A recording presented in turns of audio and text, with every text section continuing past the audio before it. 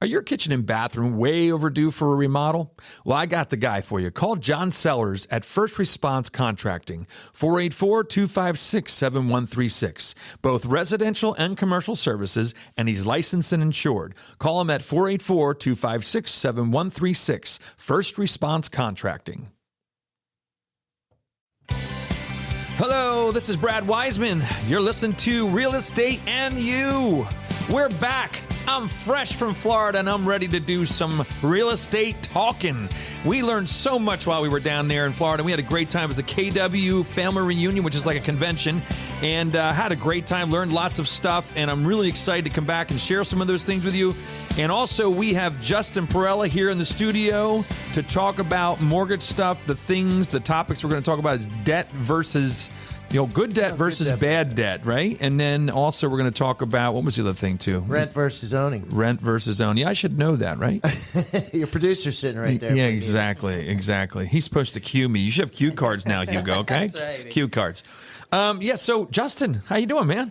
I'm good. Good. How are you doing? I'm doing great. Yeah. I'm refreshed. I'll bet. I really am. The weather's really nice down there. I don't know if you know that. I was just in Tuscaloosa, but it's not the tropics where you were. No. It was awesome. We had great weather. It was fantastic. The people were nice, and it was nice just to be somewhere amongst a lot of people. I mean, there was probably 10 to 15,000 people in the convention hall. And to see that many people, most of them with, I'd say 99.9% without a mask, which is fine. The people with the mask, I get it. If that's, if you're concerned, it's totally cool. But it was just nice. You see smiling faces. Well, that's smiling 2 seconds to go over what you said right before the show. Sure. You brought up the fact that we haven't seen smiles. Smiles in 2 years. And it's what the guy said. This guy's name was Sean Aker, and it's he's a great author. If you get a chance to read any of his books or something, it's really, really good. And he said that smiles are contagious. Happiness is actually something that you get before success, not after. Wow, is that a Brad Weisman quote? No, it was more of his quote, but basically what he was saying is we all put you said you always talk about putting the cart before the horse, okay? Yep. We put the cart before the horse when it comes to success. We're always thinking that success or that goal in front of us is going to bring us happiness, okay? Right. It's actually the opposite. We need to be. You start with happiness, and that brings you success. Yeah. So it's pretty cool. Yeah, but still, smile. So the smile is very important. So let's get started. Let's talk about mortgage stuff. Yeah. First of all, what are the interest rates? You know what? It's funny because I had a bunch of clients that I needed to lock, and I was about to lock them yesterday, and I didn't make it to the cutoff, 4 p.m. cutoff. So I waited, and today they went down. But they're hovering 4.25. Okay. They're going up. I don't know what this whole Russia business is going to bring, but it's going to bring volatility. So it's going to bring. Yeah. I think every day you're going to see a little bit unsure. We're unsure about things. We're not sure where this is going to go. I mean, things got a little ugly last night from Russia to Ukraine, whatever, and it's just not good. But it's going to make our country very, very on edge, and you're going to see things go up and down, like you just said. So, which is another good reason, though, to lock in. See, that was where I was trying to tell everybody to lock in before it gets worse, and now it's kind of hovering up and down. Gotcha. So just use your best judgment. If you're not a gambler, lock in. Yeah. I always say, I don't want you to have to stress every day before you buy, make the most important purchase of your life. Lock in, set it and forget it. Also, what if you're on the edge of qualifying? Well, that's a great point. Because, you know what I'm saying? Like, what if that quarter point means you don't qualify for the house you just bought? Yeah, we haven't thought about that in a while. But no, we haven't. Now it's coming to fruition. You're Absolutely. Right, and that's some of the dangers with getting a pre-approval so early. Because, with searching for so many homes that aren't available, you pre-approved somebody back in January, December, and the rates were 3.5. Yeah. And now 4.125, 4.25, you could be priced out. Well, interest rate priced out of your home, of that size of home. Yeah. You might have to adjust your search. You might be looking at a lower price house. Yeah. Right? That's very interesting you brought that up because it just came up yesterday on a conference call I was on. Well, and also, not even that. If I'm looking at 250 and before I had a little bit of play to make an offer over full price to 260, I might not have that play anymore. Correct. I might be at 250 and that's it. There's no negotiating. There's no play. Yeah, with the way the market is, your lender is very important because you have to be flexible and nimble to move those numbers around. So I would say just be a little patient with your lender, just an open communication, because you know firsthand that sometimes you need to go above asking. So where does that cash come from? And that's kind of that segues nicely into the good debt, bad debt. Good debt, bad debt. This is not a movie. It's actually something for real. Good debt, bad debt. It could be. Absolutely could be. Can Leo DiCaprio play me? Absolutely, yeah. Who's going to play? No, wait a minute. Who's playing me then? Let me think. I don't know. But okay, yeah. So let's talk about this good debt, bad debt. Yeah. So what does that mean? Well, I was thinking, topics for the show, and I was working with a couple of clients lately that they're selling their house and they're getting a good chunk of change. And everybody is under the mindset that you need to put, 50% down, 40% down. Right. Prior to being a mortgage rep, I was in the financial industry for 15 years. I was a private banker. So a lot of what I did comes into play now, where I was structuring debt. I was structuring their financial health, basically. Right, and making sure they had the avenues that in case something happened, they have cash on hand, they have their long-term goals. It comes into play here because it's not always the best thing to put 20, 30, 40%. If you have 20%, that right there should be good for any seller. I had a client that wanted to put 50% down because they thought it would win the deal. Yeah. But they wound up losing to, a 20,000 over there. So it didn't matter. It was. So what I'm trying to say is, if we can look at your overall financial picture and see that you may have credit card debt, auto loans, all those are considered. That's the bad debt. Yeah. Right. It could be medical bills. It could be stuff you don't even remember you had. School debt. I mean, I know you don't have to pay that all, right away after you graduate, but that's still lingering debt. You got to pay it back eventually. Usually those rates are pretty good, though. The student loan debts are. Usually those are good rates. Correct. But even in the low interest rate environment, you're still going to get tax deductions off of your mortgage rate. So it may be a little bit higher, but you get rid of it and it opens up a monthly payment for you. But you're right. That would be one where we take into consideration. The car one was the big one. I mean, we always talk about mortgages. For every 10,000 you finance, you're looking between $55, $60 a month is what that costs you. Because that's a good thing to know, very good thing to know. Because if you're looking at financing a home and you're looking at different price ranges, is the best thing for you to do is to look and see, okay, what's this $20,000 more going to cost me? Well, you're looking at $110, $120 a month. Which, with a car, $400. Yeah, exactly. So, it's a big difference. So talk about the car thing that you were saying about the car numbers. I think. So I ran a scenario based on somebody selling a home for, let's say it's your second home. You're looking for your second home. Okay. You have a house it's $200,000 and you're going to net 100 because you've been in there for 5-10 years. You have 50% equity in the house. Now, when you say second home, everybody, very, very clear. I'm sorry. Not second home. This is your second time you're purchasing your personal residency. Good call. Yeah. No, because I was thinking, why are we talking about second homes? Your first home. If you're looking to buy that new house and let's say you net $100,000, that's after you pay realtors and all that good stuff. If you look to put 20% down, that's obviously $60,000 on a $300,000 house. I'm sorry. If you're going to purchase a $300,000 house next, you're moving up the ladder.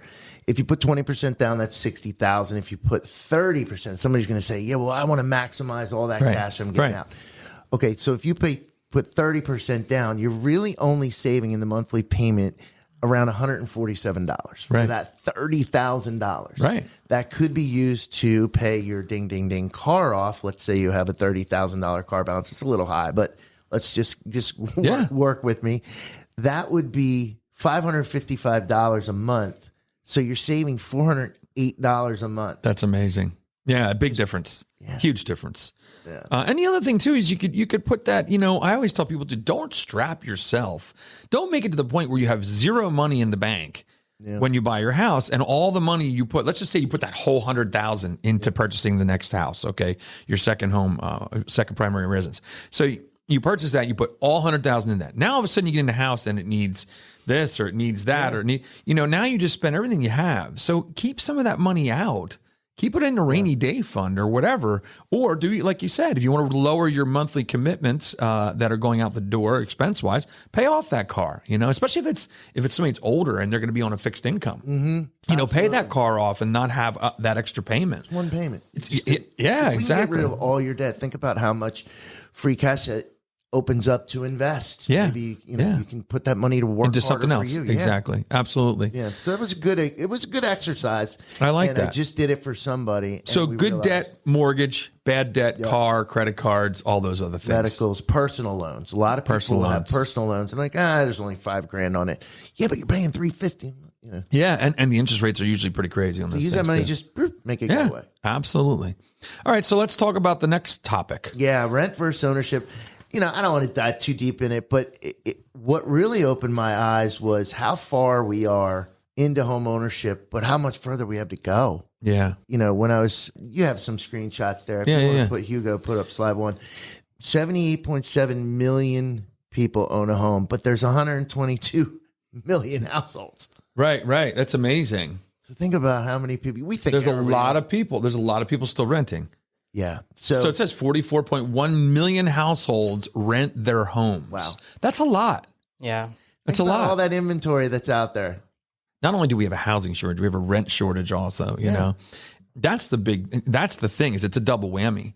I think if we can actually get people to start building more rental properties, like bigger properties. When we were down in Florida, Gary Keller was talking about this stuff and his t-shirt said buy dirt. His big push right now is buy land. Wow.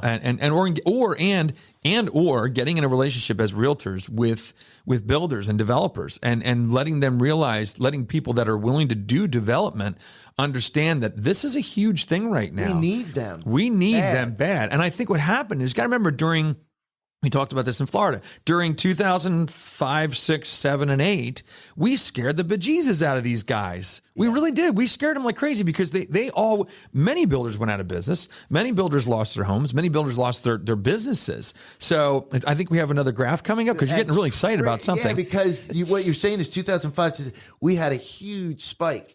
So we're looking at a graph right now for those on the podcast. We're looking at a graph right now of homeowners versus renters. Yeah, but this is showing that look at the home ownership how high it went from 95, 2000. That's that 2005, 7 that you were talking about. Yep. We were building like crazy.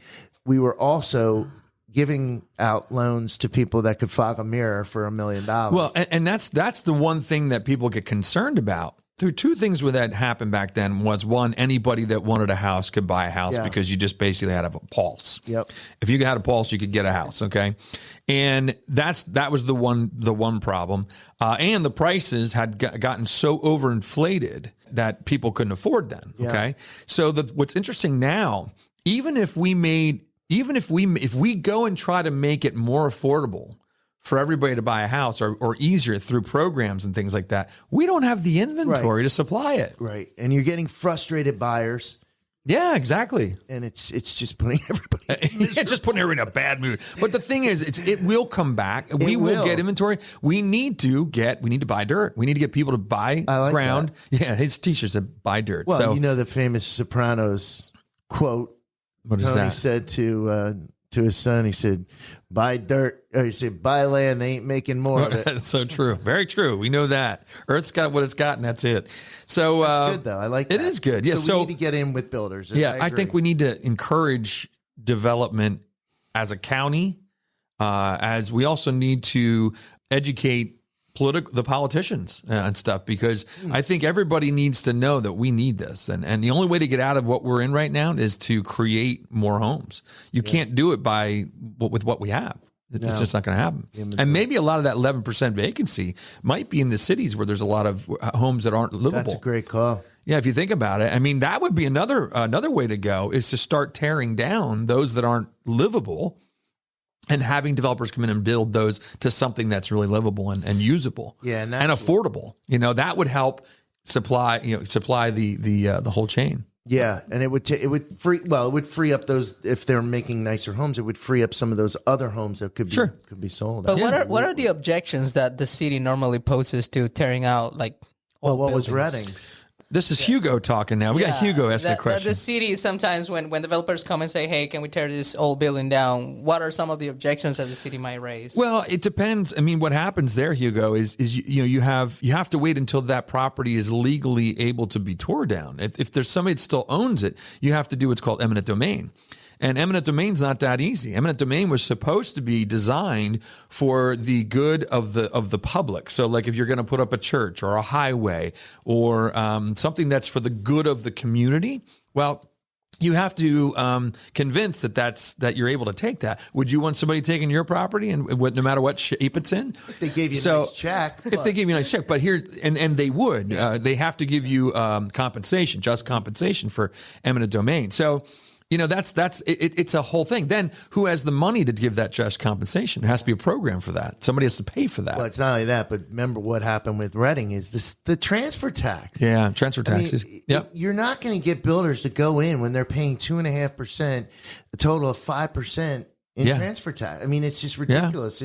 They can buy 3 other property. It's just the only thing that would counteract that is hopefully they could get the property at such a great price that 2.5% wouldn't matter as much. But you're right. Encourage more people to actually, you're going to pay 1% both sides anyway, buyer and seller. Okay, you're going to pay 1%. So really, the for the seller or for the builder, it would be a 1.5% difference.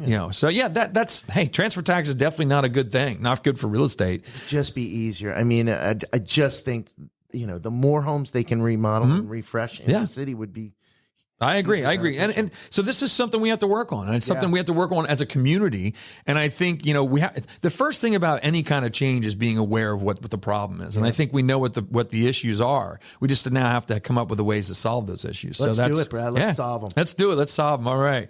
So this show went in a completely different direction. That was good. We even got a question from Hugo for the first time ever, which is really nice. No, nice I input. have a question regarding mortgage, though. Okay. Well, that'll be done. Are you going to do it now? I can do it now or you can do it later. Do it after the show because the ending music's already on and I can't stop it. All right. You're going to have to wear headphones, Hugo. That's right. All right. Thanks for coming out, Justin. I appreciate it. All right. There you have it. Boy, that went in weird directions, but cool directions. I love it. It was very organic. And so listen up next time. Justin will be on in a month or so, whatever it is. And Hugo's going to be here every time. So he'll be chiming in for different questions. And that's about it. Hope you listen next time. Thank you so much.